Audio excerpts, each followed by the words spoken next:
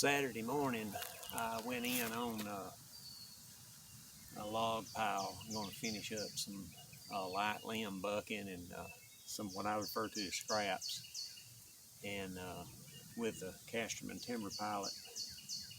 And we had something happen that we knew was inevitable. It was going to happen.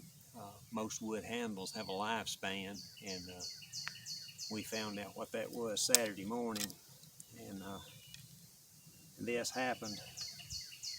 And we had gone over 10,000 swings, and a lot of it was very forceful. A lot of what we did, the low stump challenge, a lot of heavy rough busting. I busted the largest piece of axe buck firewood that I'd ever busted with this axe in conjunction with another. A lot has happened with this axe, and the footage you're about to watch is pretty rough. I mean, it's pretty impressive at the same time. So I have been concentrating my efforts as much as possible.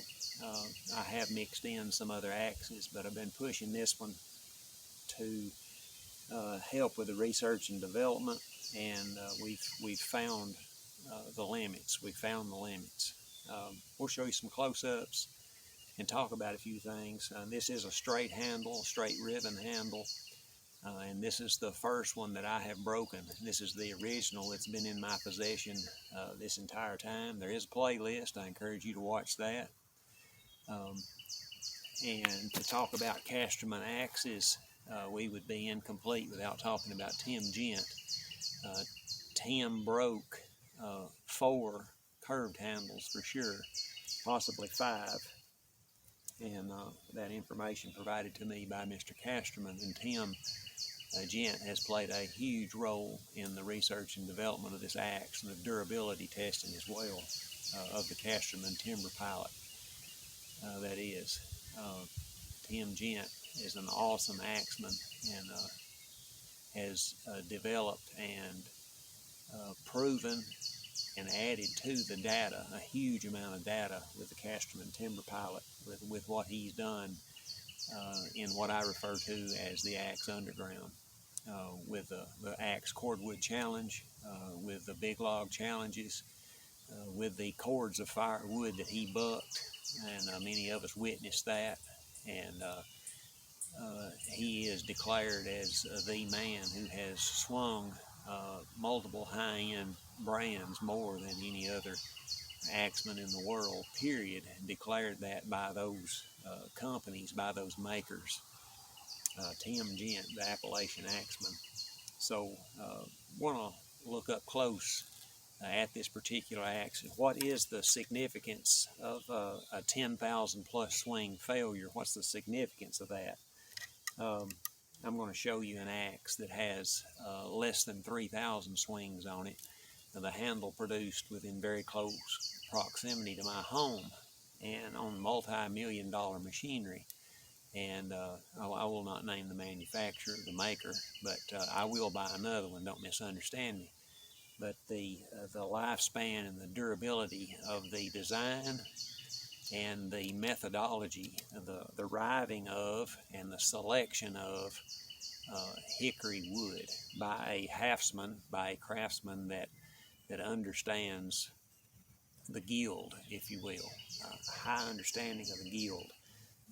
And to talk about the design of the Casterman Timberpilot, the way it was arrived at, his research, and in his own words, the information was already there. He just compiled it.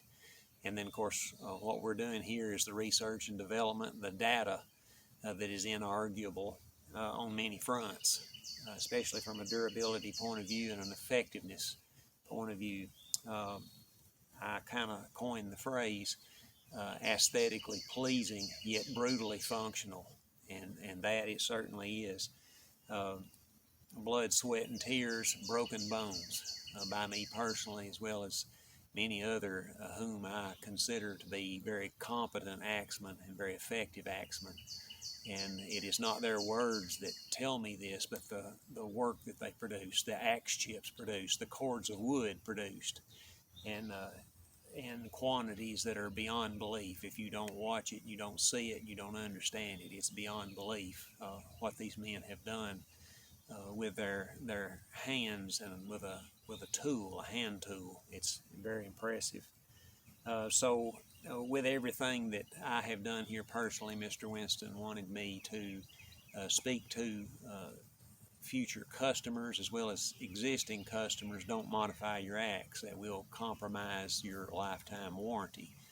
With the handle, with the haft, and with the head, a lifetime warranty. So don't modify your axe as I have done. This particular model was a splitting model originally, and I modified the bevel and the bust on this particular axe. And I did that of my own accord with permission from Mr. Casterman. I do and did and will run the current 20-degree provided and produced bevel on the chopping axe. And we'll get to that eventually, but know that that is very effective, and that's one of the things that Mr. Gent has proven with that axe, is that the provided 20-degree bevel that is on that particular chopping axe, multiple axes, is very effective for chopping. And you must understand the difference in the terminology between chopping and splitting to understand what I'm referring to. The splitting axe is a 27.5 degree axe, and in my testing, the splitting capabilities are wonderful. Even using the splitting axe in a chopping application, it will work with skill if you have that.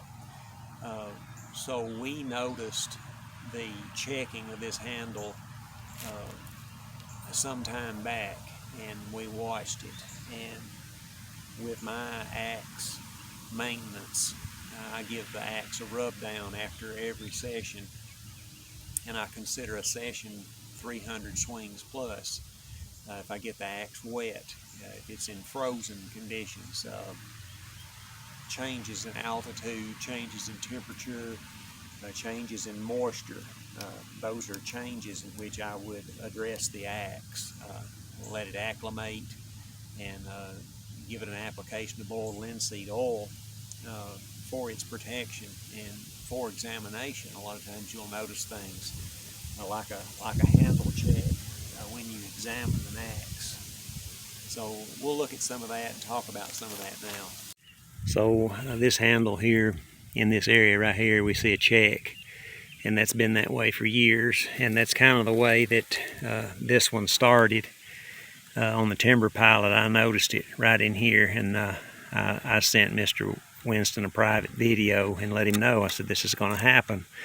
We're going to have a failure eventually, and what should we do when it happens? And he said, let's be transparent, and let's show it on film. And so we did, and in the upcoming footage you're going to watch, you'll see this happen. But even at that, we continued with that chop. And what's the significance of a 10,000 plus swing failure? Well, in my experience, these failures occur at a much lower swing count, and this is the result of usage, and that's just a separation. Now, this axe here is still in operation. As I told you earlier, I would still buy another handle from this maker. This handle is very repairable, but this happens, and we're not axe handle bashers, but testers here, okay? We know this is going to happen. It has a lifespan, and you have to be ready for when that happens. And this particular axe has less than 3,000 swings on it in long form footage on camera. And it's not from overstrikes. This is a swing failure, just due to natural attrition, natural degradation of the wood. It happens. Anything will only flex so many times before it breaks. That's just nature. Something else we'd like to talk about. Obviously, we changed the bust, changed the bevel on this particular axe, and it had plenty to work with. Mr. Winston doesn't want you to modify your axe. It will void your warranty. I have accidentally chopped barbed wire with this edge. This is straight out of the woods from the footage that you're going to see. And this axe is still very sharp. I mean, it's a mirror, and it is very sharp. It is shaving sharp right now. And like I say, I'm just out of the woods with it. The metallurgy from Honecker Blacksmithing, he has it down. That's my words. To take a grind and go this deep with it and still hold an edge like it does. He knows what he's doing. At the same time, they trusted me to do the grind work on it. Having a good bit of experience on a grinder, on a sander, if you will. They trusted me to do that, and so I did. And we retained the temper, and it's very deep, very good. The blacksmithing portion, the heat treat, is just beyond belief on this axe. I did maintain this particular axe with a valve grinding compound and leather, and very effective in doing that. And you will need to have a conversation with Mr. Casterman about his preferred methodology for your sharpening. Obviously, you're buying an axe like this, you know what you're doing, more than likely. Generally speaking, people that buy an axe like this know what they're doing, generally speaking. You know what you're getting into, and that's a lot of why we're doing this research, this development, the data compilation, if you will, to know. And as I've said earlier, there's a playlist. Get in there and look. We've chopped Virginia pine, gums, all the oak varieties, hickory, you name it, all the hardwood species in the South. We've been all in it. So there's a lot of talk out there about try that in my wood, or it won't do that in my wood. I believe it will. I truly do, and do it successfully. So Mr. Winston's haft, his workmanship is huge, and right here in this very spot, we're on the low stump challenge area. That's a Virginia pine stump right there. I stuck this, I chopped that tree with this particular axe, and then I split it after I bucked all the wood. Then I split it with this very axe, and I beat that thing and beat that thing and beat that thing on video. And then in the video you're about to watch, I beat on it pretty good here, even with the broken handle. So in his haft, let's look at his haft while we're at it. So we get our camera to focus here. Hopefully we are. I'm in pretty bright sun. So this is a cross wedge, and it's, or was, heavily waxed when I received it. And obviously he does a 24-hour boiled linseed oil soak after the haft. But that thing is rock solid, bomb proof, if you will. I don't like to use that terminology in mixed company, but that's what it is. It is unbelievably tough. And his handle selection is, his wood selection is amazing.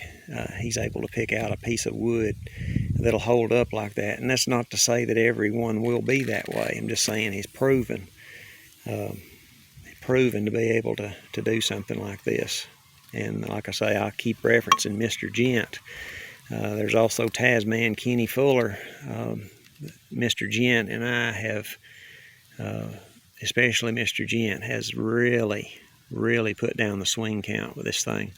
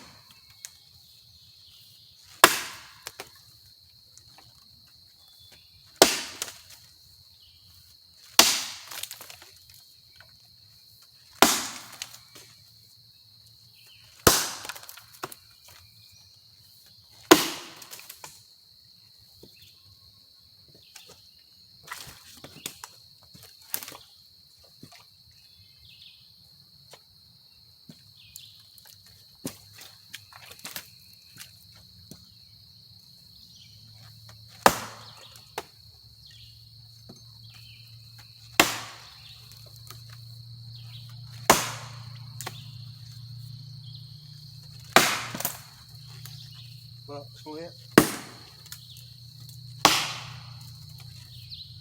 Out come a lizard.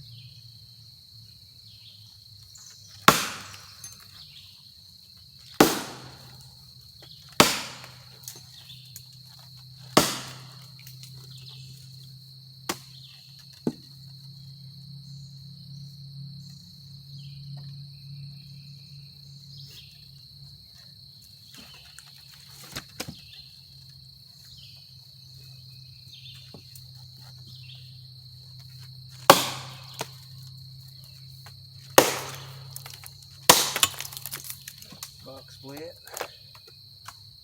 A family of lizards.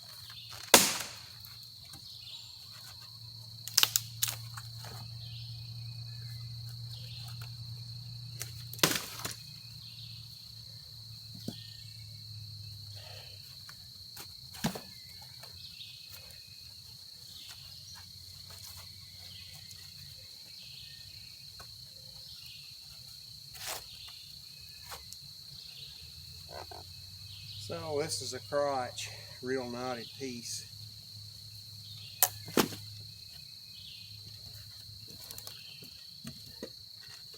Real nasty piece.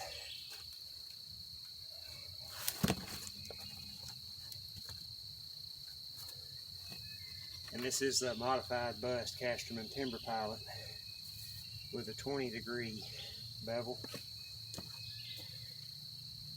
Let's bust this piece right here. Just for fun.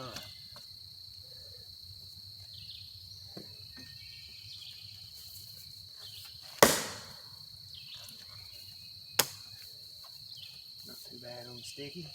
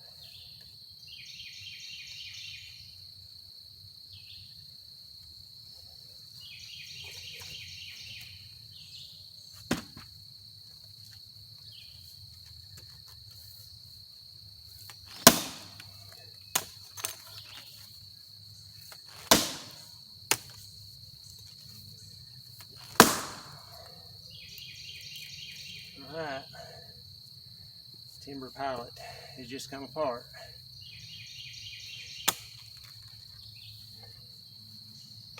Half is still holding, and we've had a separation here. And Mr. Winston and I had discussed this, what happens when it does. Here it is. Like I say, the haft is still holding true. She just come apart.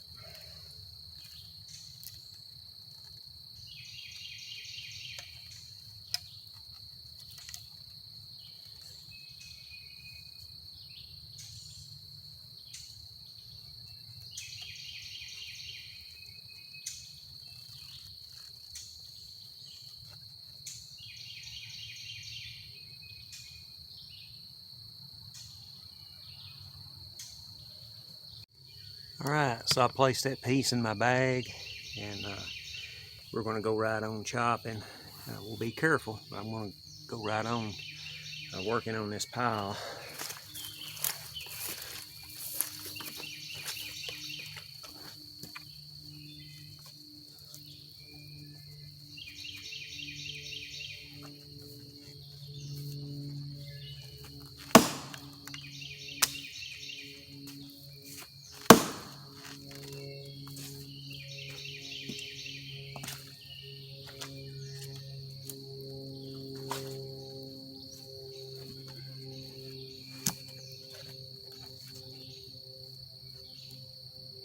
I don't know about that. That's a nasty knot. Nasty knot.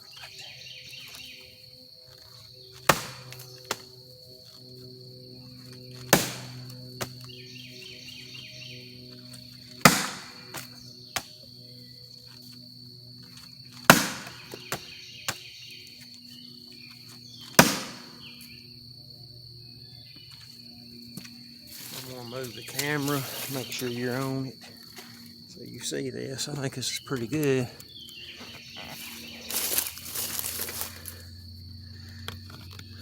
Alright.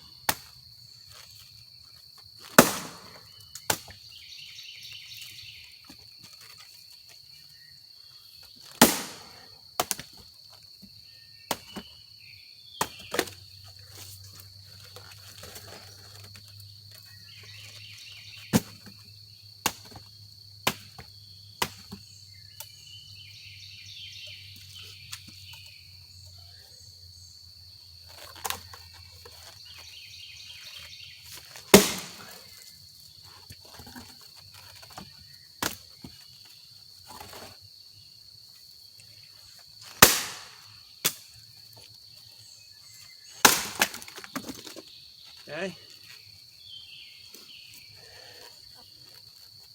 Timberpilot's still going. Show you what we just went through. And this is rock maple. This is the hardest wood in my area, and we just split it. The handle, Mr. Casterman and I had talked about when it failed, and he said show it. And he wants to be transparent, and that we are doing. So there it went. So again, big nasty knot. Right there's the size of the knot. It's a very large knot, and we went through it with the Timberpilot.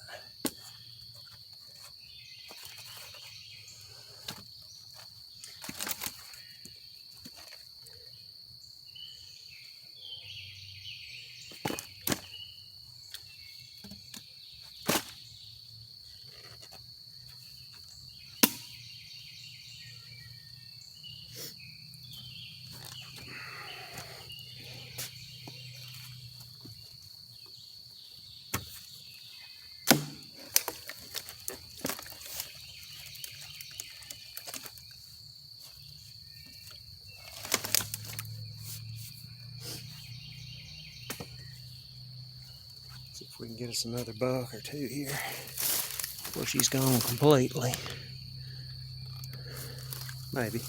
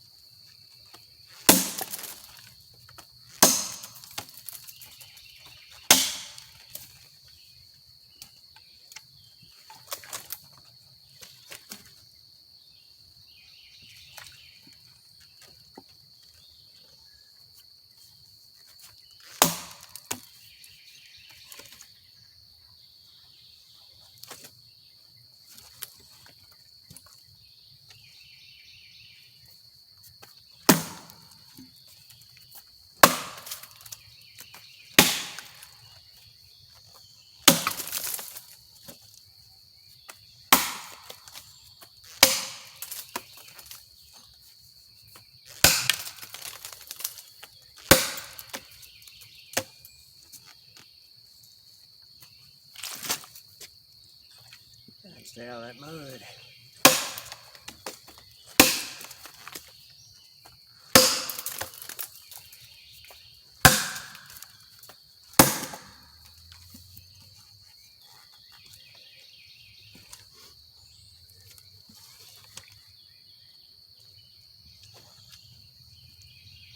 And again, we're chopping through another knot right here.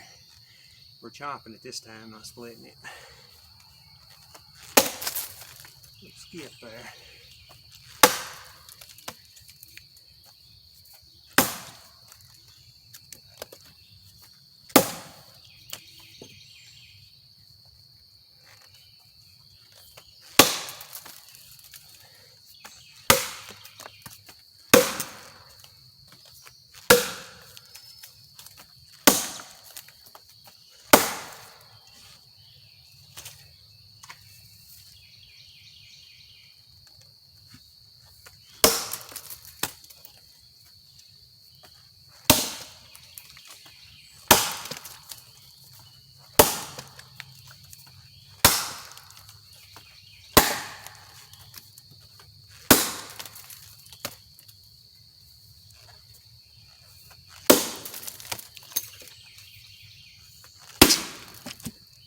There we go.